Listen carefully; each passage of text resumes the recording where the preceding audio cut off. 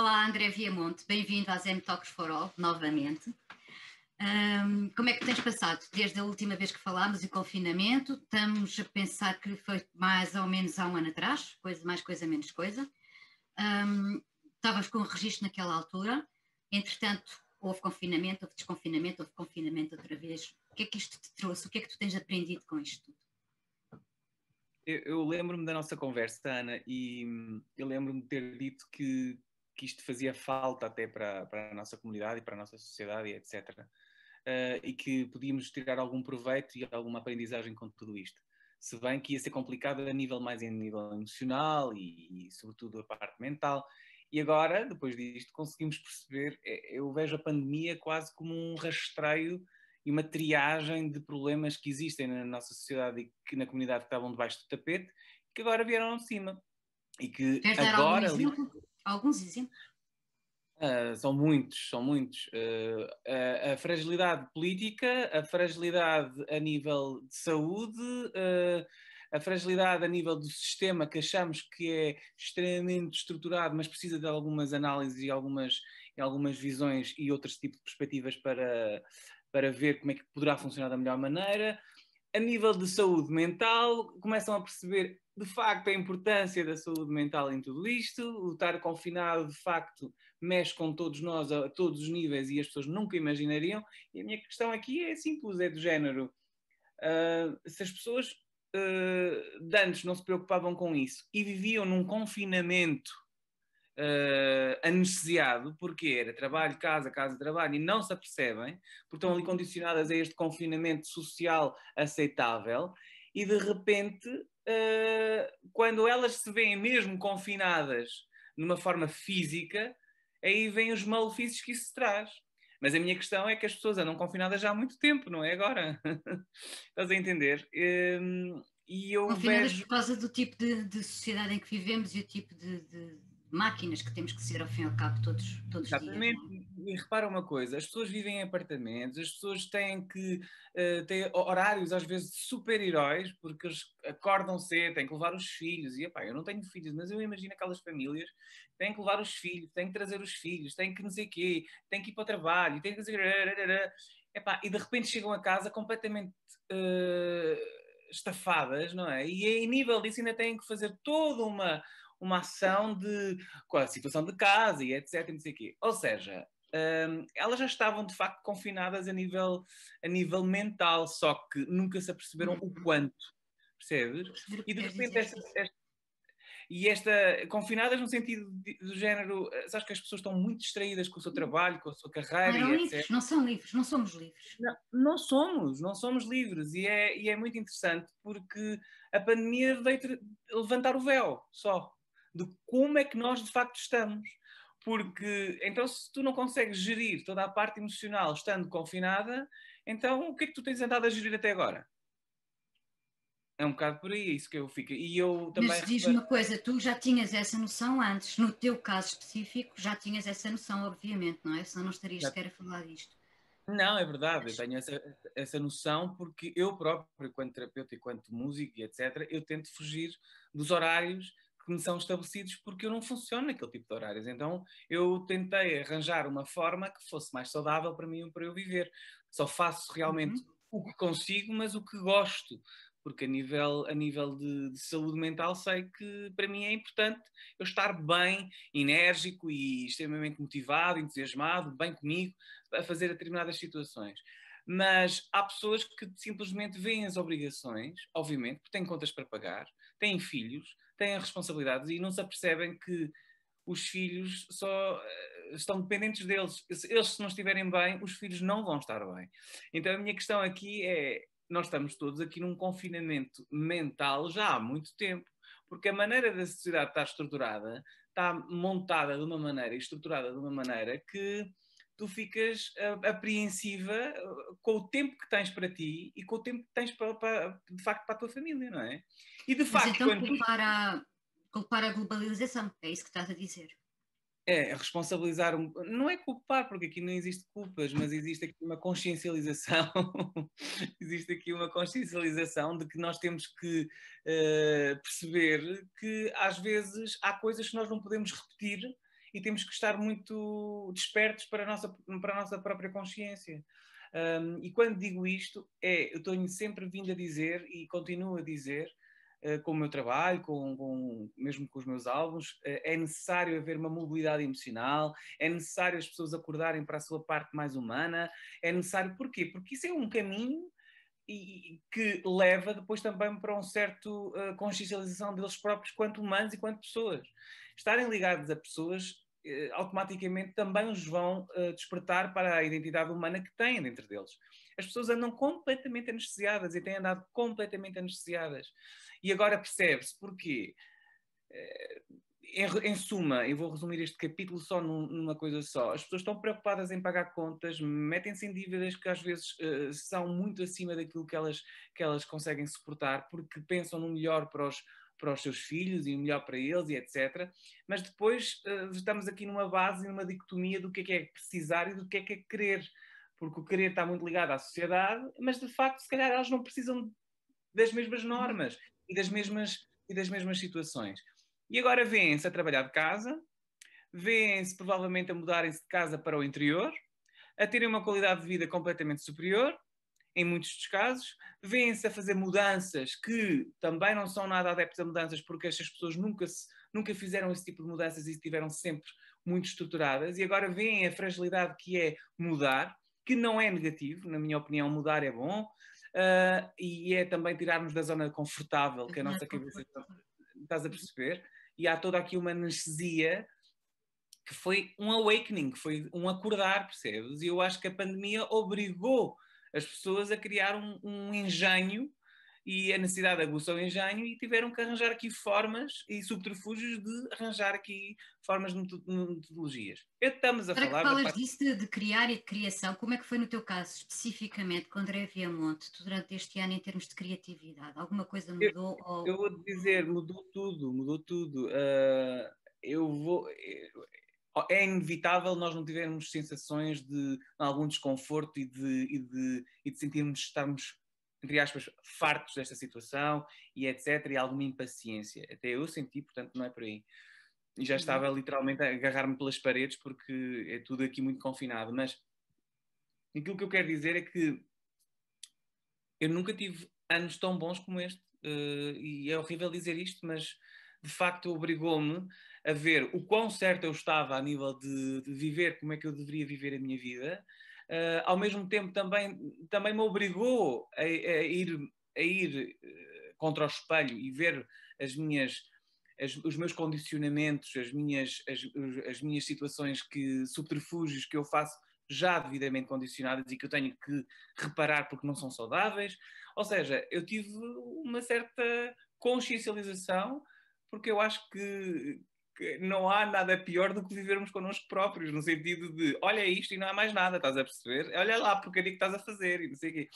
Portanto, há uma certa consciencialização e tu precisas dessa consciencialização quase como um despertar.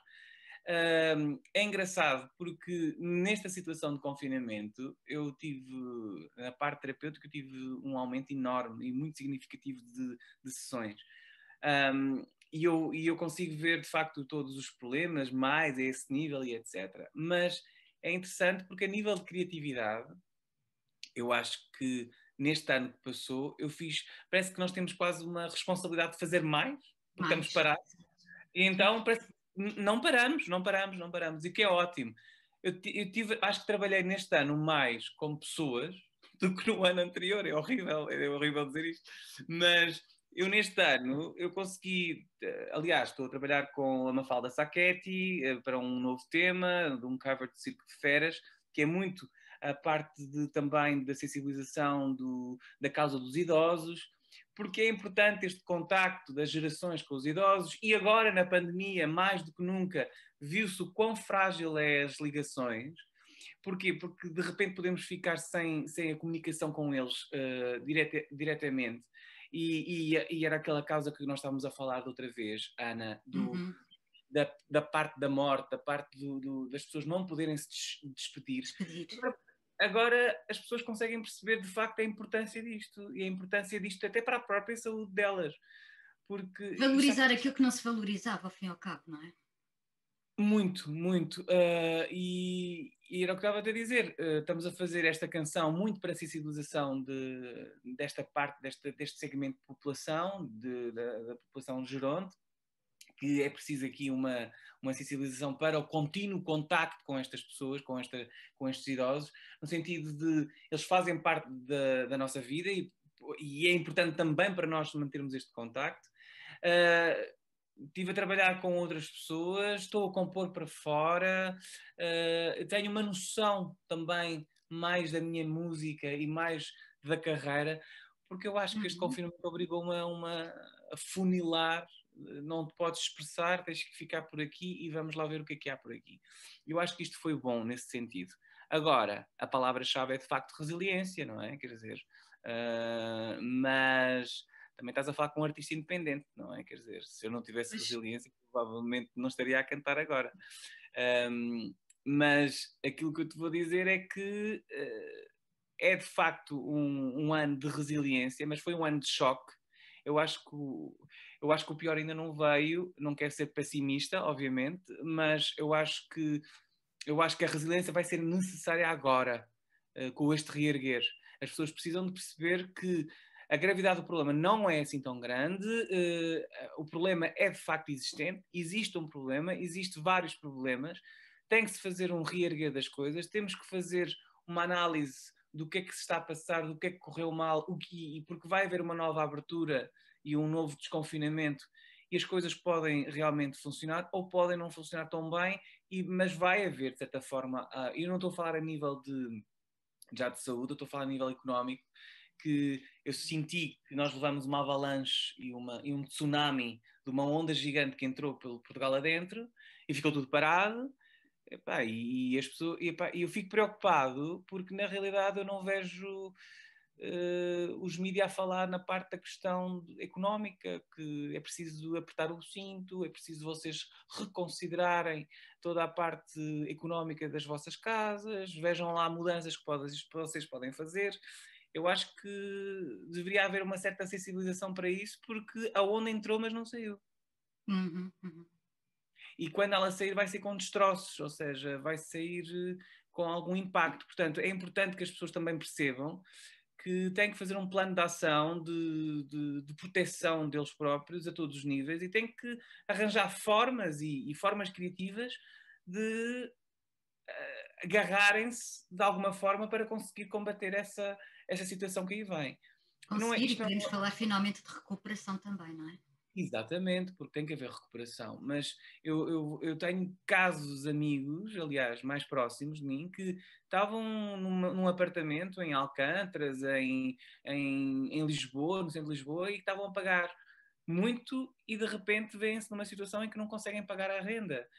E eu estava a dizer, mas qual é o problema então de saírem do apartamento e pedir à vossa estrutura de amigos que se podem ficar na casa um dos outros e tentar arranjar aqui formas de sobrevivência até terem algum dinheiro para encontrar uma nova casa.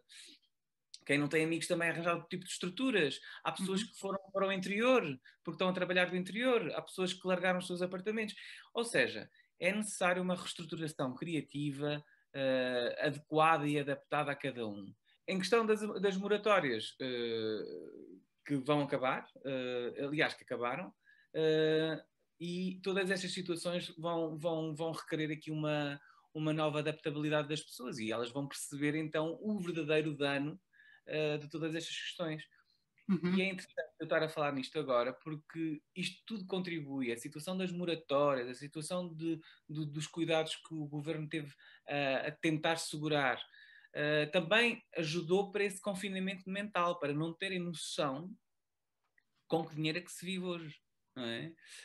Não estou a responsabilizá-los de alguma coisa, estou a dizer que às vezes a demasiada proteção também pode criar determinados vícios de comportamento que não é muito saudável para as famílias.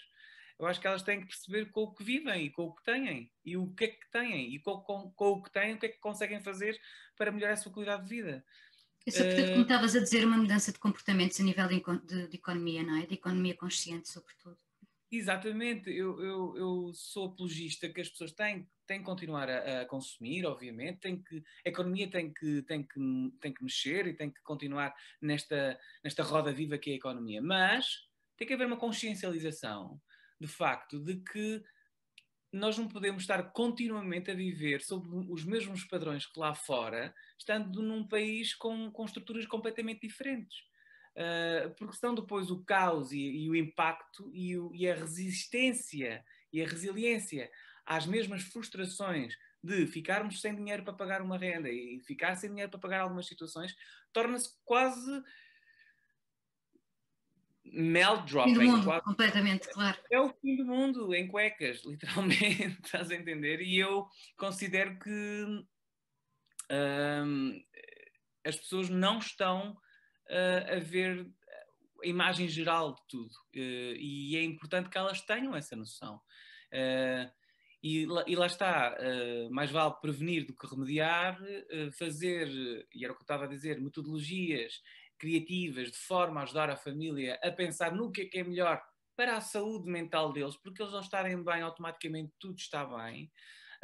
E porque na realidade as pessoas não pensam assim, pensam sempre, andam sempre à procura não é à procura, é a pagar o prejuízo que já está ali à frente.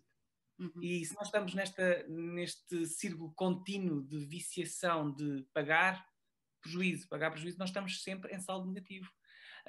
E isto pode ser, hoje estou se calhar a falar contigo mais a nível económico e etc, mas eu estou a ver isto sob uma perspectiva mais emocional, a ansiedade que isto nos dá, termos dívidas para pagar e estarmos continuamente num ciclo vicioso de pagar, e não E que saímos nunca disto. mais acaba. E nunca mais acaba. E eu acho que se as pessoas, neste momento, com a pandemia, independentemente, não falando das coisas negativas, porque obviamente que elas estão lá, e nós já mencionamos isso da outra vez, eu acho que há aqui uma situação em que as pessoas têm que perceber que podem, de facto, mudar e podem ter ainda mais dinheiro para fazer outras coisas e para fazerem outro tipo de situações. E com esse dinheiro terem uma melhor qualidade de vida. E isto é as novas oportunidades que surgiram, trabalharem de casa. Então, para que ficarem em Lisboa quando podem ir, É se calhar, mudar para Madrid? comportamentos, mudar mentalidades, mudar hábitos, mudar uma data de coisas, não é? Completamente. E é isso exatamente que eu sinto.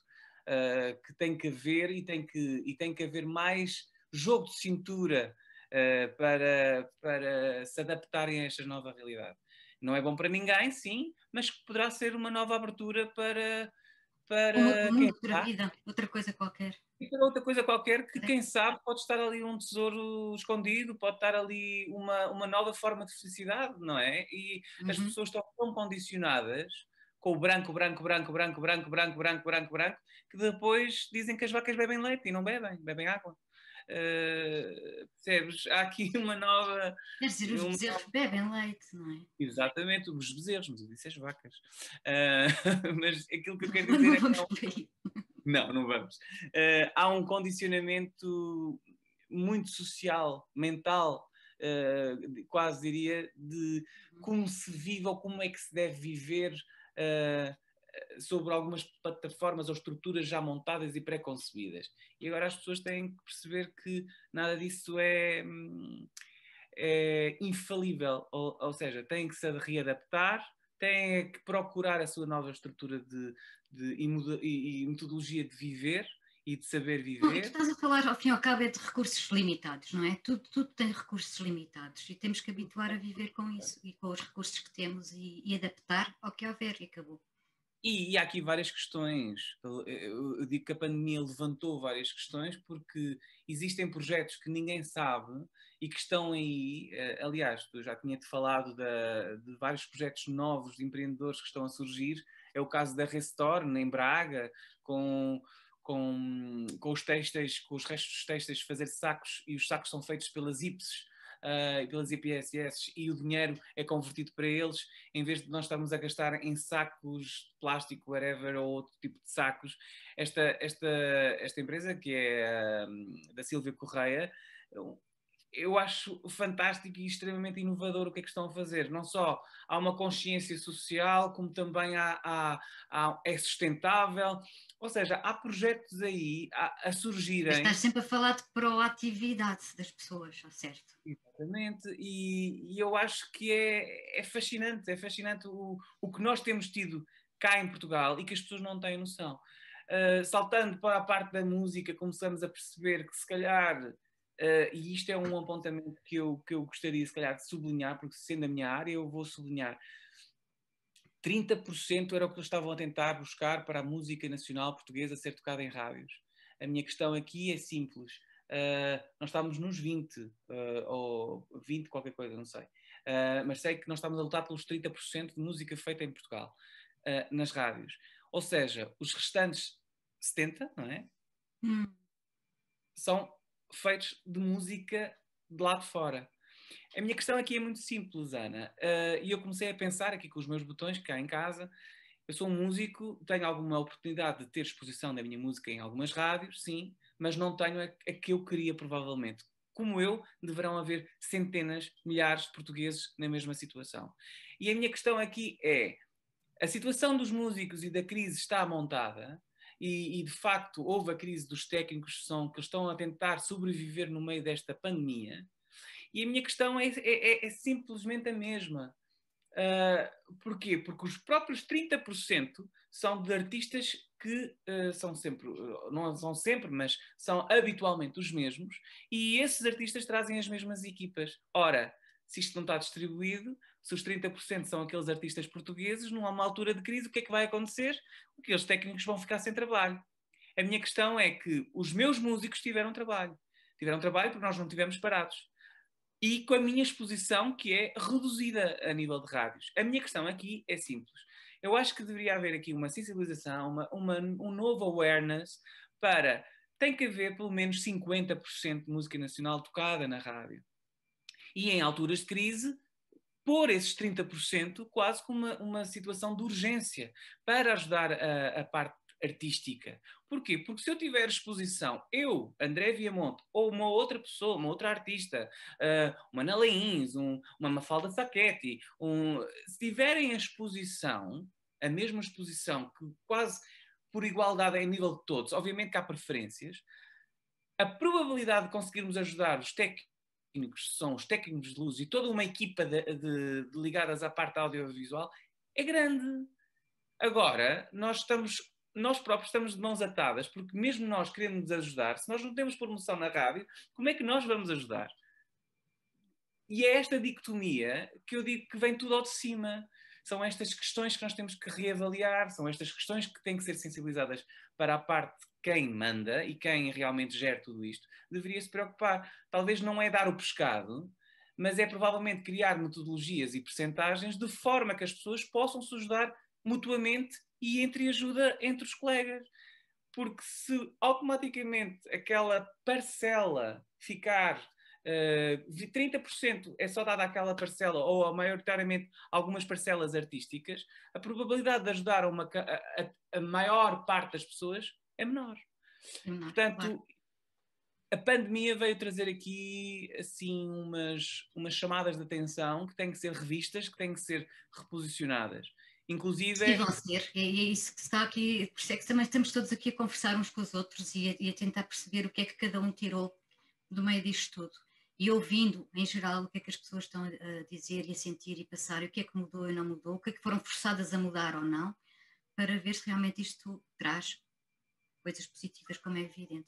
André Viamonte, obrigadíssima por ter estado connosco aqui nas A ideia é mesmo fazer coisas positivas, portanto, e é graças também a conceitos como o vosso, que é do Festival Mental, que também nos dá esta awareness que nós deveríamos ter sempre. Fazemos todos por isso, André. Obrigadíssima por ter estado connosco. Bem-ajas. Beijinho grande. Beijinho.